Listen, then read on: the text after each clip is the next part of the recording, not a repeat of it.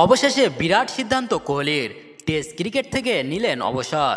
অবশেষে সমস্ত জল্পনার অবসান ঘটিয়ে ভারতীয় দলের কিংবদন্তি batter Virat Kohli test cricket থেকে অবসর নিলেন।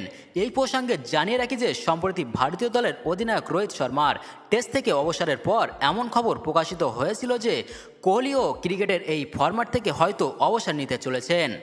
এমনকি এই বিষয়ে বিসিসিআইয়ের সাথে আলোচনাও করেন কোহলি, যেখানে বিসিসিআই তাকে তার এই ভাবনাকে পুনর্বিবেচনা করতে বলেন।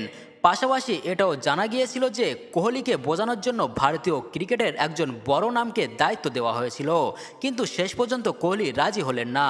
মঙ্গলবার ইনস্টাগ্রামে একটি পোস্টের মাধ্যমে অবসরের ঘোষণা করেন বিরাট। জানিয়ে রাখি যে টিম ইন্ডিয়ার ইংল্যান্ড সফরের জন্য শীঘ্রই টেস্ট ক্রিকেট দল ঘোষণা করা হওয়ার কথা ছিল। তার আগেই বিরাট অবসরের ঘোষণা করলেন।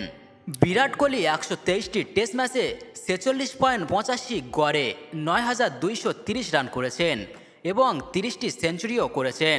বিরাট কোহলি ভারতের সবচেয়ে সফল টেস্ট অধিনায়ক হিসেবে বিবেচিত হন। তিনি তার অধিনায়কত্বে 68টি টেস্ট ম্যাচের মধ্যে 40টিতে জয় হাসিল করেন।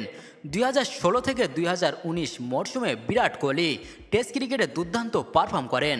তিনি 43টি টেস্ট ম্যাচে 66.79 গড়ে করেছিলেন 4,208 রান। এদিকে কোহলি 69টি ইনিংসে 16টি সেঞ্চুরি এবং 10টি হাফ সেঞ্চুরি করেছেন। তার এই পারফরম্যান্স তাকে টেস্ট ক্রিকেটের অন্যতম সেরা খেলোয়াড় করে তুলেছে।